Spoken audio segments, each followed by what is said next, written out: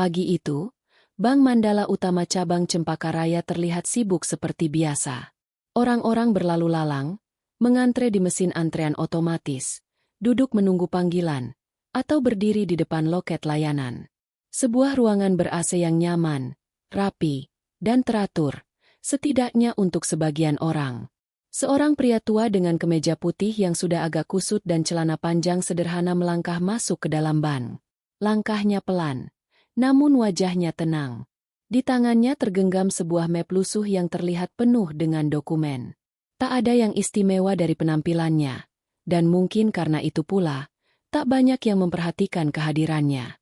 "Selamat pagi, Pak," sapa satpam dengan sopan. "Pagi," jawab pria itu singkat, lalu duduk di kursi dekat meja customer service. Tak jauh dari sana, seorang pria muda berdasi sedang sibuk berbicara dengan seorang nasabah VIP. Dialah Adrian Setiawan, manajer cabang bank tersebut. Usianya sekitar.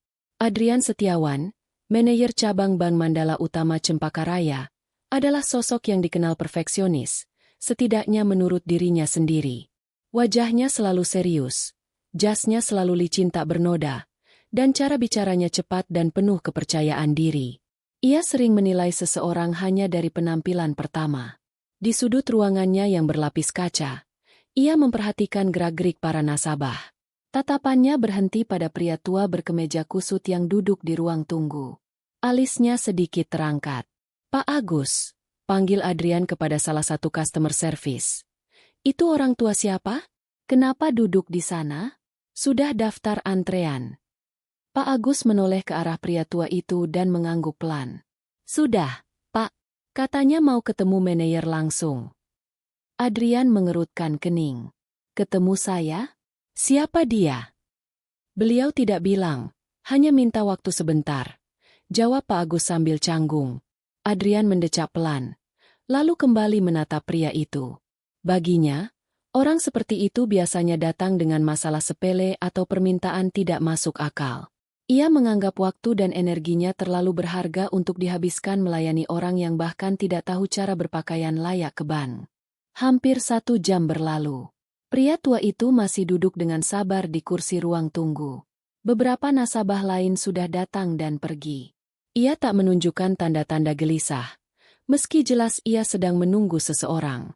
Akhirnya, karena tak tahan melihatnya terus menunggu, Lisa, staf customer service yang sebelumnya menyapanya, kembali berbicara pada Adrian.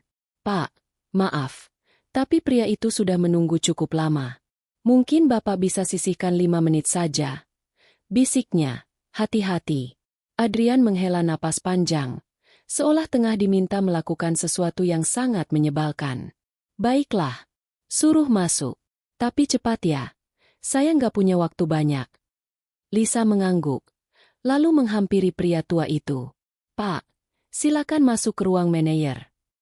Dengan pelan, pria tua itu berdiri.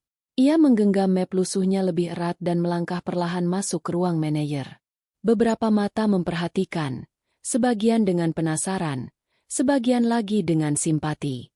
Begitu pria itu masuk, Adrian bahkan tidak menoleh dari layar monitornya. Suasana ruangan hening. Barulah setelah beberapa detik, ia berkata tanpa menatap, "Silakan duduk. Langsung saja ya. Bapak ada keperluan apa?" Pria tua itu menarik napas. "Saya ingin berbicara soal rekening korporat yang saya kelola." Adrian langsung mengangkat alis dan menatap pria tua itu untuk pertama kalinya secara penuh. Ia menahan tawa kecil. "Rekening korporat?" ucapnya dengan nada mengejek. "Bapak yakin tidak salah tempat?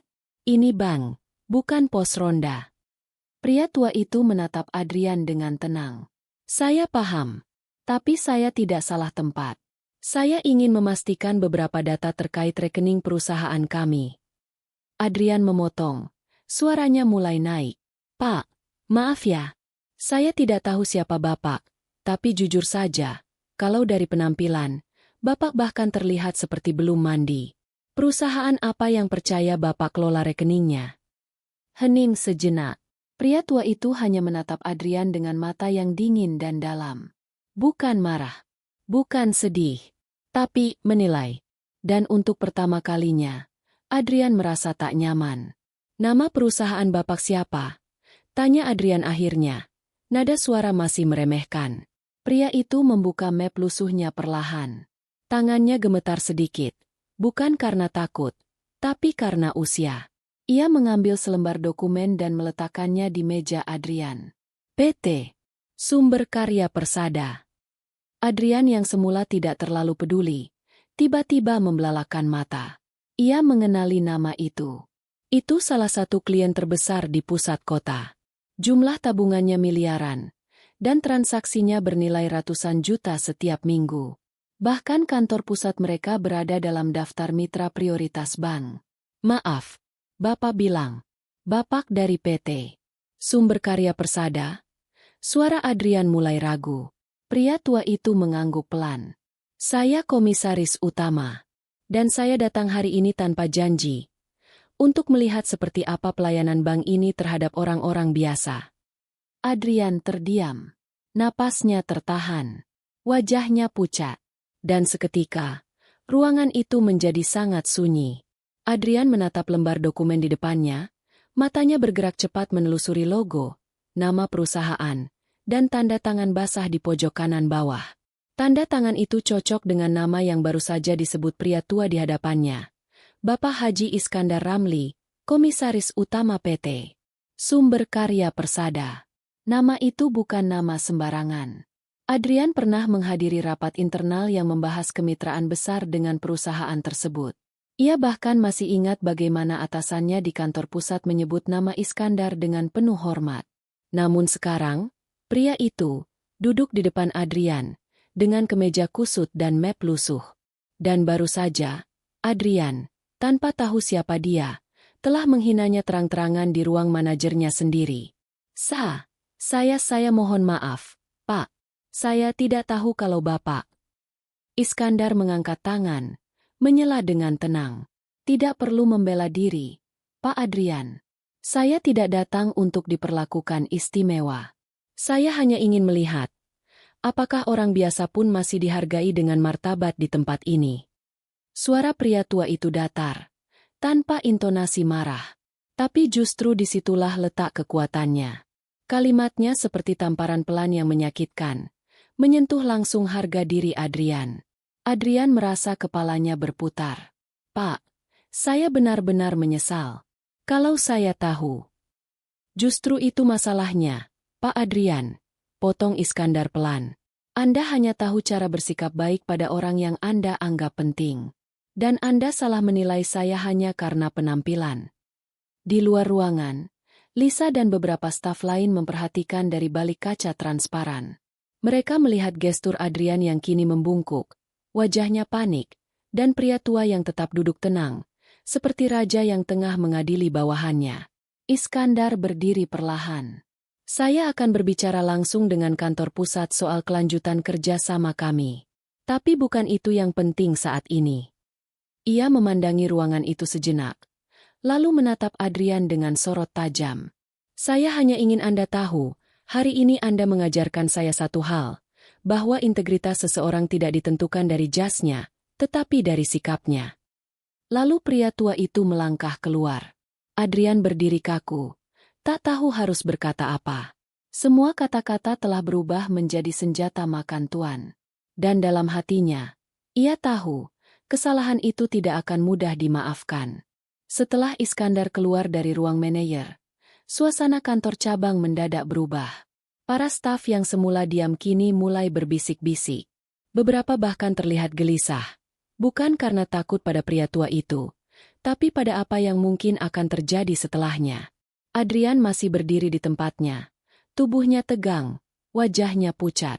Ia mencoba meraih ponsel, tapi tangannya gemetar. Ia mengetik pesan ke atasannya di kantor pusat. "Perlu bicara urgent. Terkait komisaris utama PT SKP. Datang dadakan ke cabang kami. Masalah serius." Pesan itu tak langsung dibalas. Dan setiap detik terasa seperti beban di dada. Tak lama, Lisa masuk ke ruangannya dengan ekspresi serius. "Pak, maaf.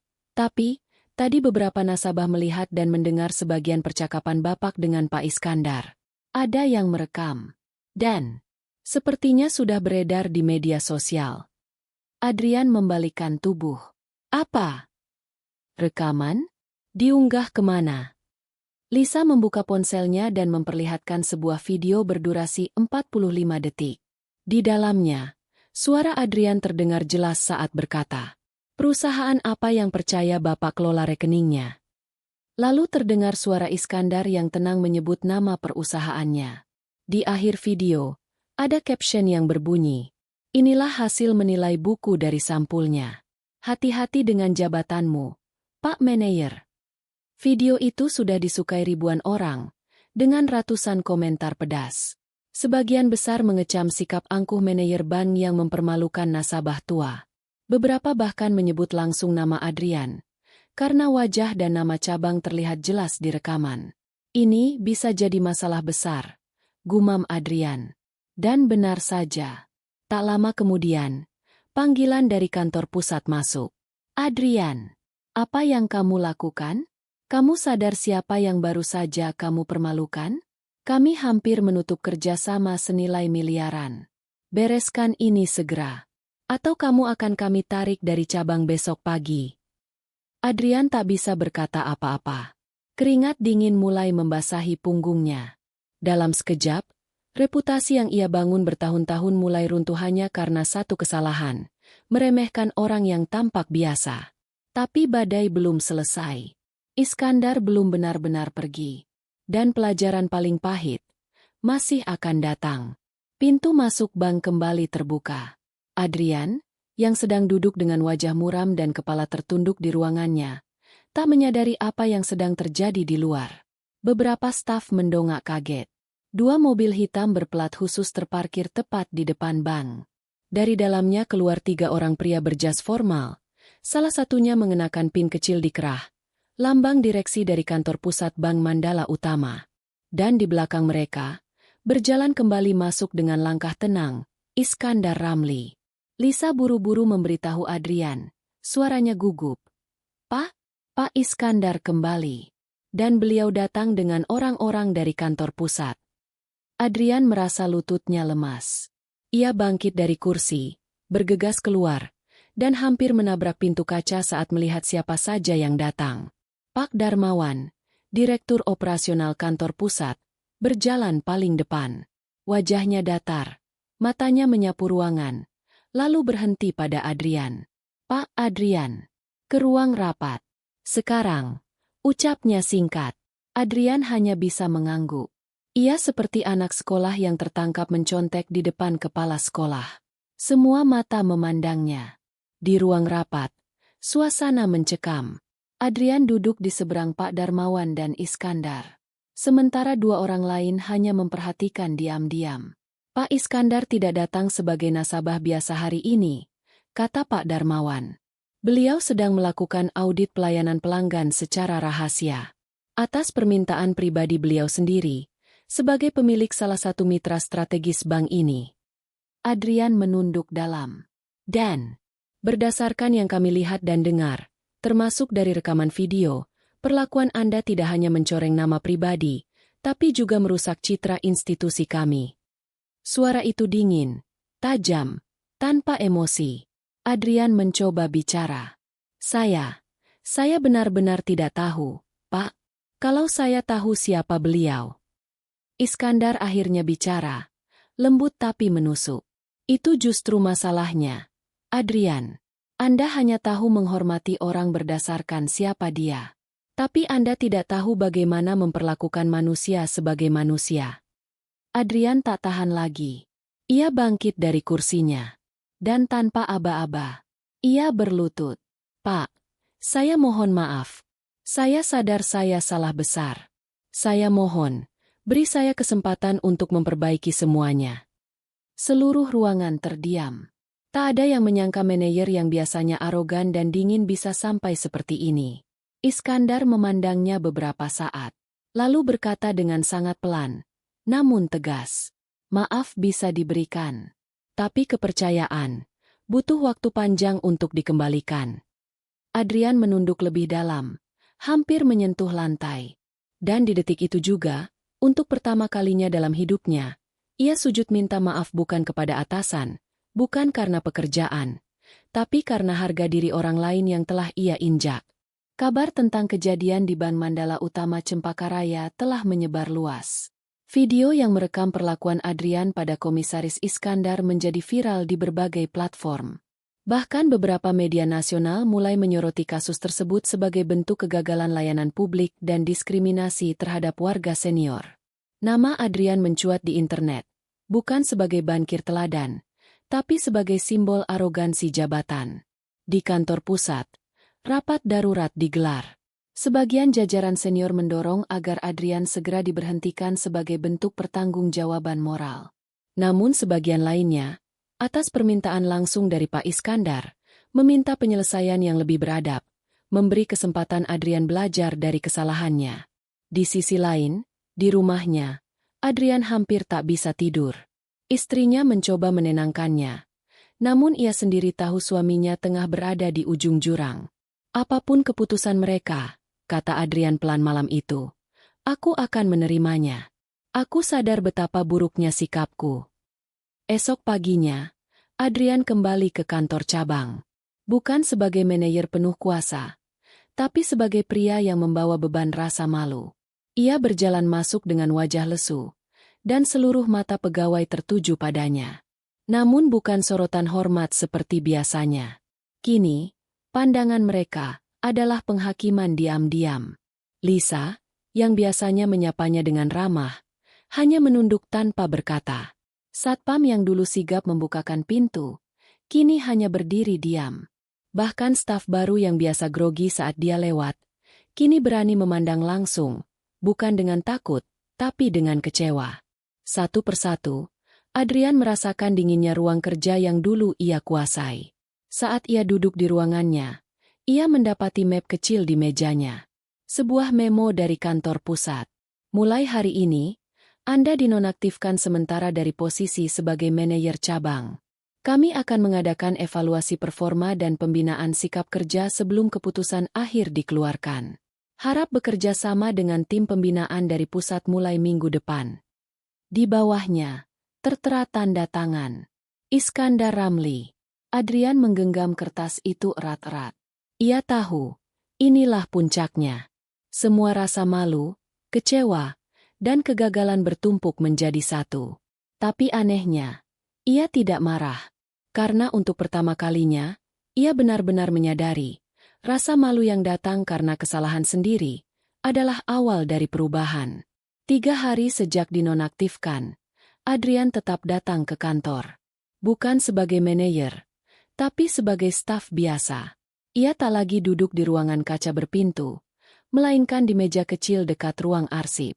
Tempat yang dulunya ia anggap tidak penting. Tak ada panggilan meeting, tak ada tumpukan dokumen keputusan. Hanya pengawasan dari seorang petugas pembinaan dari kantor pusat, dan tugas administratif ringan. Namun bukan tugas itu yang membuatnya merasa berat. Yang paling menyakitkan adalah diamnya orang-orang di sekeliling. Setiap kali ia menyapa, hanya sedikit yang membalas. Beberapa staf memilih menghindar, pura-pura sibuk. Bahkan Lisa, yang dulu cukup dekat dengannya, menjaga jarak. Hari keempat, Adrian memutuskan melakukan sesuatu yang tak pernah ia bayangkan sebelumnya. Ia mengunjungi ruang tunggu nasabah. Ia duduk di sana, di kursi yang dulu diduduki Pak Iskandar. Ia memperhatikan orang-orang yang datang. Lansia yang kesulitan mengisi formulir, ibu muda yang membawa bayi sambil antre, pedagang kecil yang bingung menjelaskan kebutuhan pinjamannya. Dan baru kali itu, Adrian melihat apa yang selama ini ia abaikan karena sibuk dengan angka, target, dan jabatan. Hari kelima, ia membantu satpam menyambut nasabah. Hari keenam, ia menawarkan diri membantu customer service yang kewalahan. Banyak dari pegawai memperhatikan gerak-geriknya. Sebagian bingung, sebagian terkesan. Tapi Adrian tak menjelaskan apapun. Ia hanya berkata, "Saya sedang belajar." Dari awal. Sementara itu, Pak Iskandar menerima laporan pembinaan Adrian. Ia membaca dengan tenang, lalu menuliskan komentar. Kemampuan teknis bisa dilatih. Kepemimpinan lahir dari kerendahan hati. Saya ingin bertemu dengannya sekali lagi. Adrian belum tahu. Tapi sebentar lagi, pertemuan itu akan terjadi. Dan kali ini, bukan untuk menegur, tapi untuk menguji apakah pelajaran paling penting dalam hidupnya sudah benar-benar tertanam. Hari itu, suasana kantor cabang tampak berbeda. Adrian, seperti biasa, datang lebih awal dan mengenakan pakaian sederhana. Ia langsung membantu membersihkan meja layanan, menyusun brosur, dan menyalami beberapa nasabah lansia yang mulai mengenalnya. Tapi pagi itu, Lisa menghampirinya dengan tatapan canggung namun tulus. "Pak, ada yang ingin menemui Bapak." Di ruang rapat. Adrian mengangguk. Tapi kali ini, tidak dengan gugup seperti dulu. Ada ketenangan dalam langkahnya, seolah ia sudah siap menghadapi apapun. Saat ia membuka pintu ruang rapat, Pak Iskandar sudah duduk di sana. Kali ini, tanpa rombongan, tanpa pendamping, hanya seorang pria tua dengan senyum ringan. "Silakan duduk, Adrian." Adrian duduk perlahan. Tak seperti pertemuan pertama mereka, kini ia menatap Iskandar dengan mata penuh hormat, bukan karena jabatan, tapi karena pribadi. "Saya dengar laporan pembinaanmu," kata Iskandar membuka percakapan. "Kamu tidak sekadar menjalani, tapi juga menghayati." Adrian mengangguk pelan. "Saya sadar, Pak. Dulu saya pikir saya tahu segalanya hanya karena punya jabatan. Tapi ternyata, saya bahkan tidak tahu bagaimana menjadi manusia yang utuh." Iskandar tersenyum. "Kamu tahu, Adrian, banyak orang diberi kesempatan untuk memimpin. Tapi tidak semua orang bisa memimpin dengan hati. Saya pernah muda juga, pernah sombong. Tapi orang-orang besar yang saya temui dalam hidup, mereka semua memimpin dengan mendengarkan, bukan menghakimi." Adrian tertunduk, tapi bukan karena malu. Kali ini, karena ia tersentuh. Iskandar lalu mengeluarkan selembar surat. Ia menyerahkannya perlahan. "Ini surat rekomendasi saya. Bukan untuk mengembalikan jabatanmu langsung, tapi sebagai jembatan. Kantor pusat akan menempatkanmu di program pembinaan regional selama 3 bulan ke depan. Kamu akan diminta berbicara tentang etika pelayanan dan pengalamanmu kepada manajer-manajer baru di seluruh cabang." Adrian menatap surat itu lama. Matanya mulai berkaca-kaca. "Terima kasih, Pak. Saya tidak tahu harus membalas bagaimana." Iskandar berdiri, menepuk bahunya. "Cukup teruskan pelajaranmu, dan ajarkan kepada yang lain." Sebelum pergi, Iskandar menoleh sekali lagi.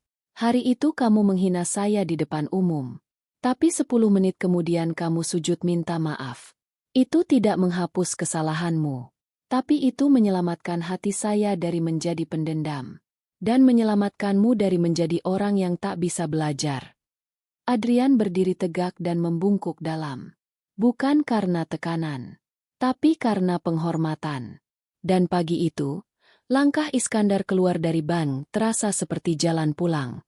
Bagi keduanya, 3 bulan berlalu. Nama Adrian tidak lagi menjadi bahan cibiran di media sosial. Tapi tidak juga kembali dielu-elukan. Ia bukan siapa-siapa sekarang, dan justru dari titik itulah, ia menemukan jati dirinya yang sesungguhnya. Di program pembinaan regional, Adrian bercerita, bukan dengan gaya menggurui, tapi dengan kejujuran. Di depan para manajer muda, ia tidak membacakan teori dari buku kepemimpinan. Ia membuka sesi dengan kalimat sederhana.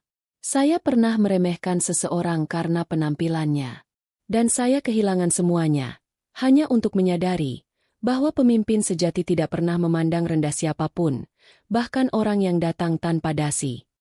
Ia membagikan pengalamannya, rasa malu, dan bagaimana ia belajar memahami bahwa manusia tak diukur dari rekening bank atau gelar di kartu nama, tapi dari cara mereka memperlakukan orang lain, terutama yang tak bisa membalas apa-apa. Salah satu peserta pelatihan bahkan menulis testimoni. "Pak Adrian mengajari kami satu hal penting yang tidak diajarkan dalam pelatihan resmi, menjadi manusia sebelum menjadi atasan." Kantor pusat melihat perkembangan itu. Dan atas persetujuan internal direksi, Adrian akhirnya ditugaskan kembali, bukan ke cabang lamanya, tapi ke kantor wilayah pembinaan sumber daya manusia. Sementara itu, di tempat lain, Iskandar Ramli duduk di rumahnya yang sederhana, ditemani secangkir teh dan halaman-halaman laporan bulanan perusahaan. Ia tersenyum ketika melihat berita internal Bank Mandala. Adrian Prasetya resmi dilantik sebagai Kepala Divisi Etika dan Pelayanan Wilayah Tengah. Mengusung semangat baru, manusia untuk manusia. Iskandar meletakkan laporan itu, menatap keluar jendela. Kadang, gumamnya pelan, kesalahan besar adalah guru yang paling setia. Selama kita bersedia belajar, dan bersedia meminta maaf. Di layar ponsel, sebuah pesan masuk dari Adrian. Terima kasih atas pelajaran yang tak ternilai, Pak Iskandar. Jabatan bisa saya kejar kembali. Tapi nilai hidup yang Bapak ajarkan, itu tak bisa saya ganti dengan apapun. Iskandar hanya membalas, teruslah hidup, bukan hanya bekerja. Dan dengan itu, cerita ini ditutup bukan dengan promosi, bukan dengan kemewahan, bukan dengan tepuk tangan, tapi dengan sebuah perubahan. Perubahan yang dimulai dari kesalahan, ditempa oleh kerendahan hati, dan akhirnya tumbuh menjadi pelajaran hidup yang tak tertulis di buku manapun.